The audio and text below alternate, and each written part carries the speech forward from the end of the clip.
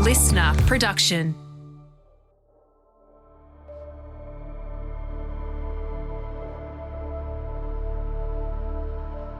The case of Paul Douglas Peters, often referred to as the collar bomb hoax case, is one of the most bizarre and widely publicised criminal incidents in modern Australian history.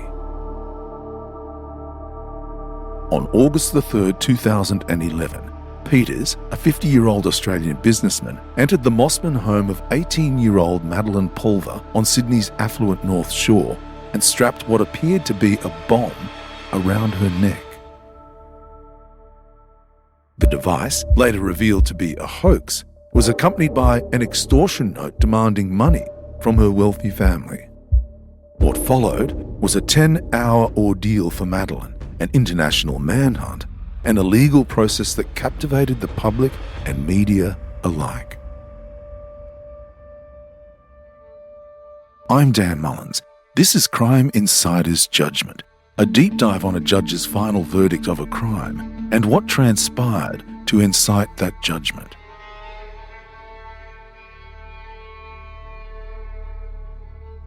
Paul Douglas Peters was born in Australia and by the time of the crime had established himself as a successful international businessman. A father of 3 daughters, Peters had a complex personal history that included a failed marriage and a period of residence in the United States.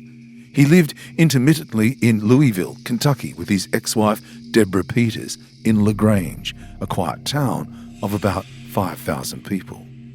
Neighbours described him as unassuming and polite, often seen walking the streets in pressed khakis and button-down shirts, blending seamlessly into the suburban environment. However, beneath this outward normalcy, Peters was grappling with personal and financial turmoil following the breakdown of his marriage and career difficulties. Reports suggest that Peters had once worked for a company with possible links to the Pulver family, though the Pulvers themselves stated they had no personal acquaintance with him. His life appeared to unravel in the years leading up to the crime, with Peters admitting to a psychiatrist during legal proceedings that he had been drinking heavily and felt he had lost everything. The sense of desperation may have contributed to the bizarre and extreme actions he took in August 2011. On the afternoon of August 3, Madeleine Pulver, an 18-year-old schoolgirl preparing for her higher school certificate exams, was alone in her family's $12 million waterfront home in Mosman.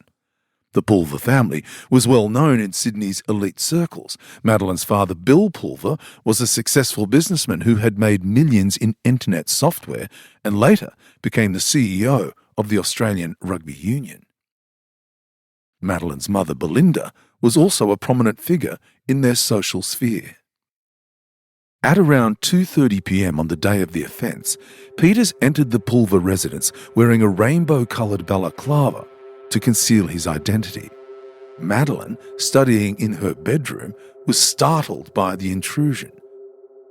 Peters approached her, reportedly saying, "I am not going to hurt you," before proceeding to attach a black metal box to her neck using a bicycle chain. The device was designed to look like a sophisticated explosive, complete with a coded touchpad and wiring. It looked like a bomb. Attached to it was a purple lanyard holding a green USB drive and a plastic sleeve containing a 2-page extortion note. The note was chilling in its detail. It claimed that the box contained powerful new technology plastic explosives and warned that any attempt to tamper with the device would trigger a tragically avoidable explosion. It referenced a real-life incident in the United States, the 2003 Brian Douglas Wells event, in which a man died after a collar bomb detonated, lending credibility to Peters' threat. The note demanded that the Pulver family send money to an email address provided, threatening dire consequences if they failed to comply. It also claimed that Peters was a Special Forces Green Beret munitions specialist with 2 decades of bomb-making experience, further heightening the sense of danger. After securing the device around Madeleine's neck, Peters fled the house, leaving her terrified and alone. Madeleine, unsure whether the bomb was real, managed to contact her parents, who immediately called the police. Within minutes, the quiet Mosman street was transformed into a high-stakes crime scene, with police, bomb disposal experts, and emergency services descending on the property. For the next 10 hours, Madeleine Pulver endured unimaginable fear as authorities worked to determine the nature of the device. The bomb squad, fearing it could be genuine, proceeded with extreme caution. An X-ray image taken during the ordeal revealed a complex internal structure, adding to the confusion and urgency.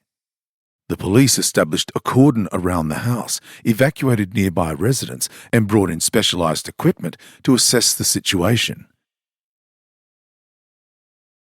Madeleine remained calm under the circumstances, supported by police officer Karen Loudon, who stayed with her throughout the ordeal.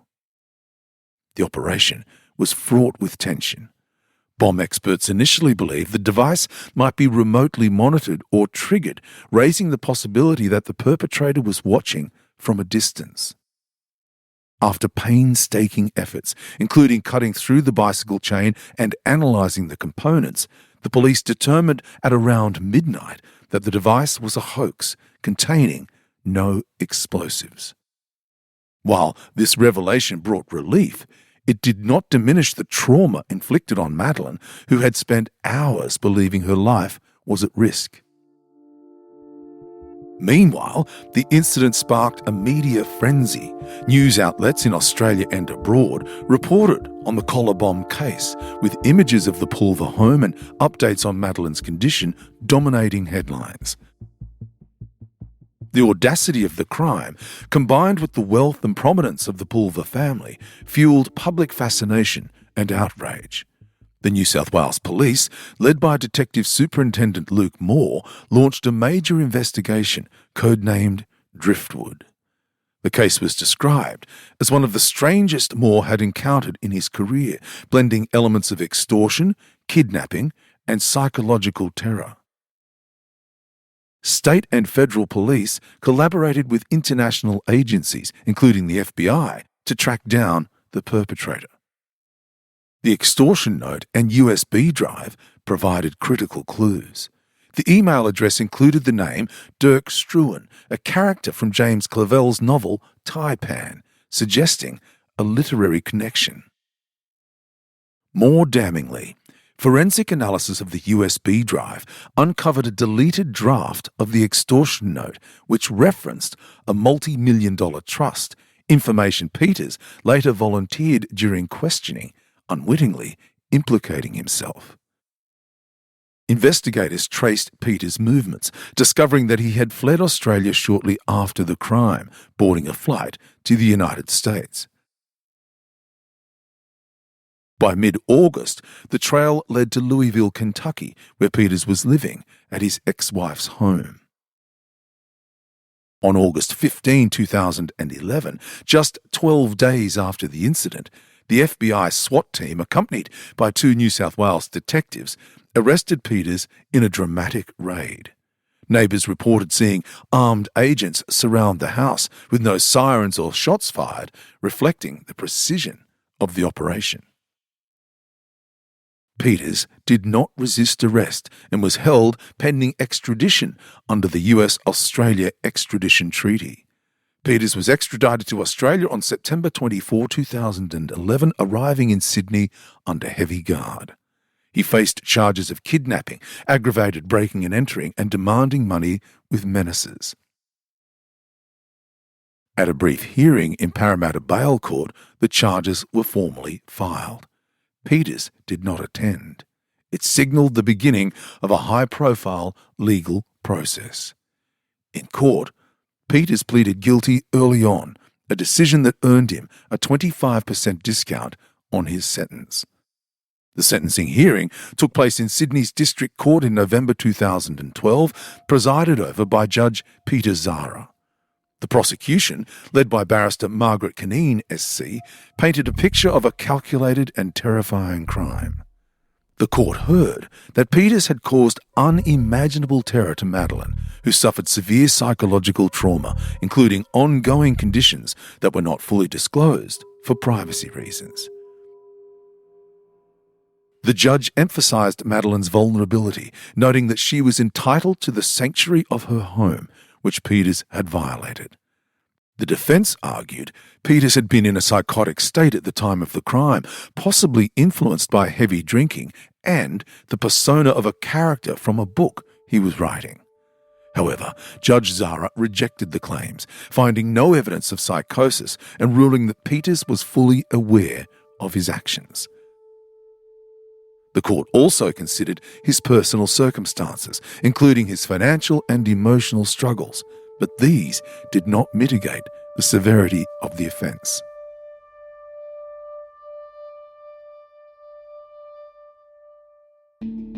Coming up, the court's judgment.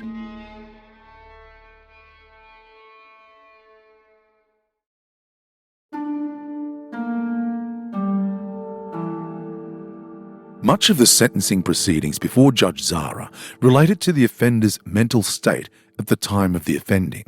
His Honour received several reports of 3 psychiatrists, Dr. Bruce Westmore, Dr. Stephen Allnut, and Dr. Jonathan Phillips.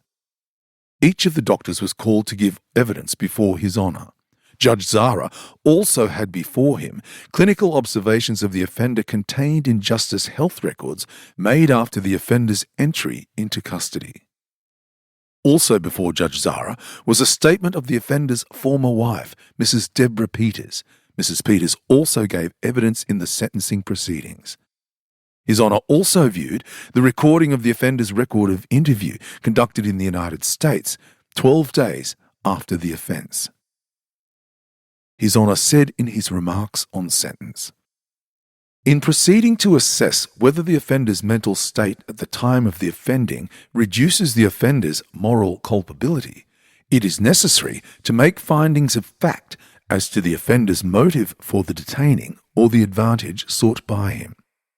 Whilst the plea of guilty is taken to be an admission of the essential elements of the offence, there is a dispute as to the nature of the advantage sought.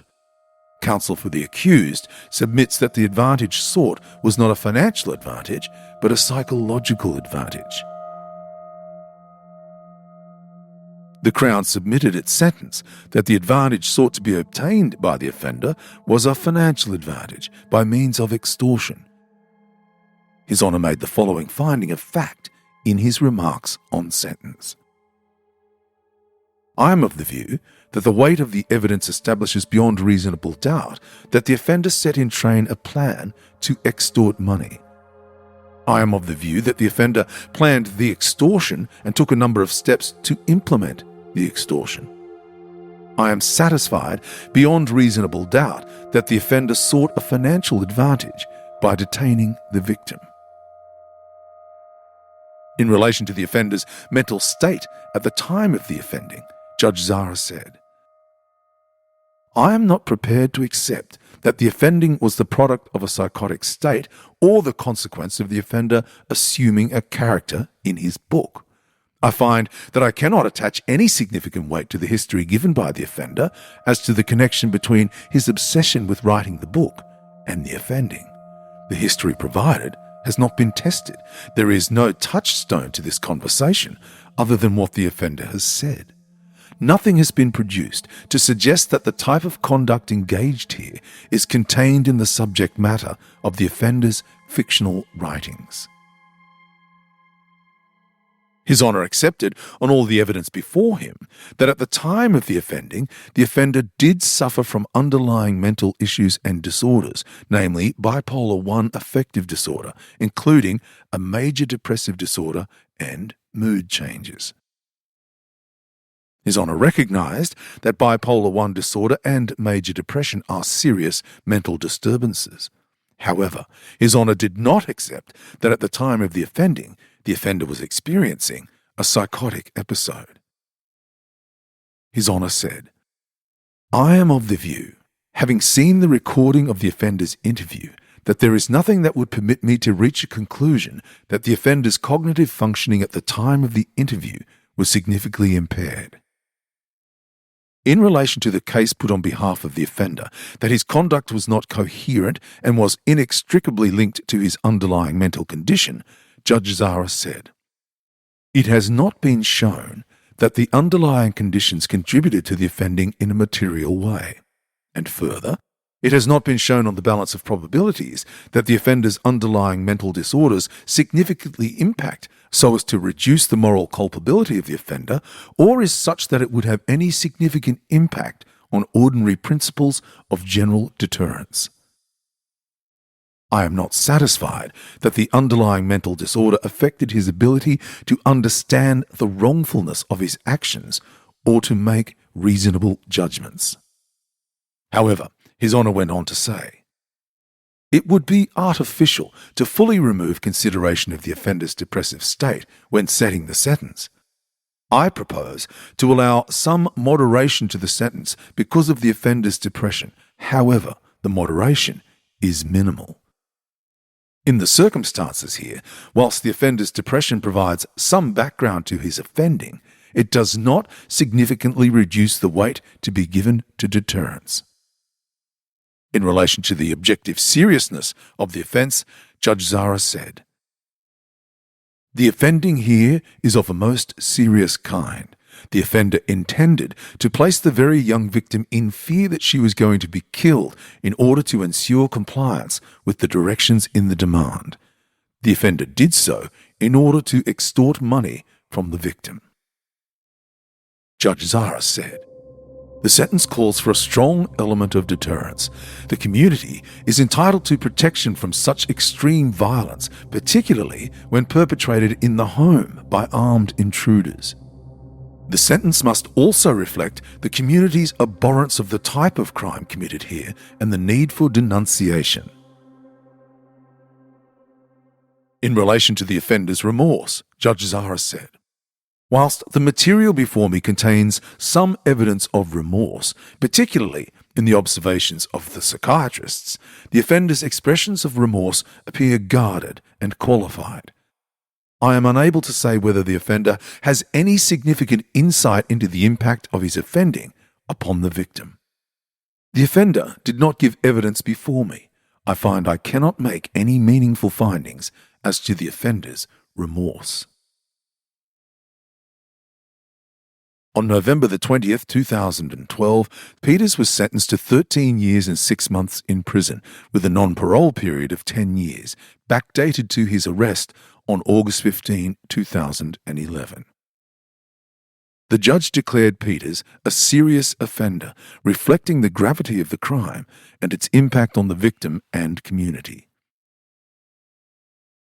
In 2013, Peters appealed his sentence, arguing that it was too severe and that the judge had not adequately considered his mental condition.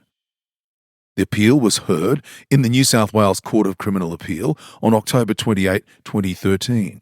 His legal team advanced 7 grounds, primarily centred on the claim that his psychological state warranted leniency.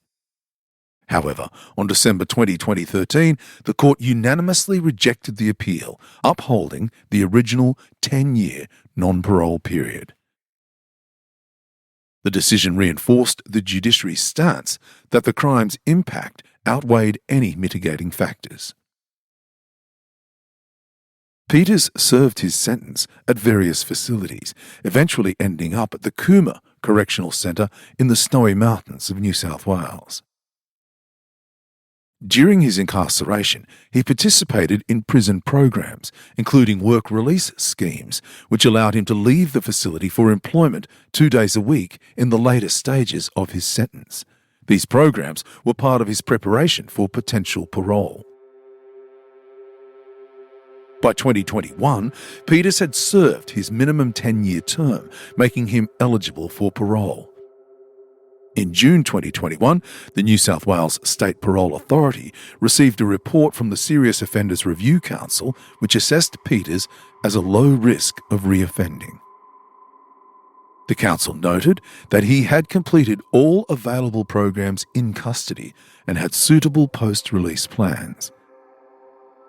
A parole review hearing was scheduled for July 2021 amid heightened public interest and media scrutiny, though COVID-19 restrictions limited physical access to the proceedings. The parole authority ultimately recommended Peters for parole, and he was granted release in September 2021. The ordeal left a lasting mark on Madeleine Pulver and her family. In court, Madeleine sat between her parents who comforted her as the sentence was read. Bill Pulver broke into tears, a moment of raw emotion captured by the media, while Madeleine later spoke of her relief that the legal process was over. Here's Madeleine talking outside the court the day Peters was sentenced. I'm pleased with today's outcome and that I can now look to a future without Paul Peters' name being linked to mine. I realise it is going to take quite some time to come to terms with what happened. But today was important because now the legal process is over. For me, it was never about the sentencing, but to know that he will not reoffend, and it was good to hear the judge acknowledge the trauma he's put my family and me through. It has been a surprise to me that this year has been much harder than last year, but I'm lucky enough to have a wonderful family and friends, and we're all making great progress. One of the reasons I wanted to come today was out of respect for all those involved, in particular the New South Wales Police Force, the DPP, and all the support we have received. We are extremely grateful for the professional manner in which this case has been handled. Looking forward, I'm heading to Sydney University next year and really looking forward to it. Thank you. In the years that followed, Madeleine demonstrated remarkable resilience. In October 2019, she told the Daily Mail Australia that she was living her dream as an interior designer, signalling a successful transition to adulthood despite the trauma. The Pulver family, supported by their tight-knit bond, emphasised their determination not to let the incident define them. Margaret Caneen, who remained in contact with the family, noted in 2021 that they had adopted a healthy attitude of detachment from Peters and the case. Madeleine was married in April 2022. The Paul Douglas Peters case remains a striking example of how personal desperation can lead to extreme criminal behaviour. It raised questions about mental health, the pressures of financial ruin, and the lengths to which individuals might go to reclaim control over their lives. The international scope of the investigation highlighted the effectiveness of cross-border law enforcement cooperation, with Detective Superintendent Luke Moore praising the FBI's role in apprehending Peters. For the Australian public, the case became a symbol of vulnerability even among the wealthy and privileged. The image of a teenage girl with a supposed bomb around her neck underscored the randomness of crime and the fragility of safety. It also sparked discussions about sentencing and rehabilitation, with some questioning whether Peters' 10-year minimum term adequately reflected the psychological harm inflicted. Peters himself faded from the spotlight after his parole, his whereabouts and post-release life largely unknown. The case serves as a cautionary tale of how a single act can ripple through the lives of victims, families, and communities, leaving an indelible mark on all involved. The Paul Douglas Peters case is a multifaceted story of crime, trauma, justice, and recovery. From the audacious break-in and hoax bomb to the swift arrest and decade-long incarceration, it encapsulates a rare blend of psychological complexity and legal consequence. Madeleine Pulver's courage, the Pulver family's strength, and the diligence of law enforcement stand in contrast to Peters' unravelling life and misguided attempt at extortion.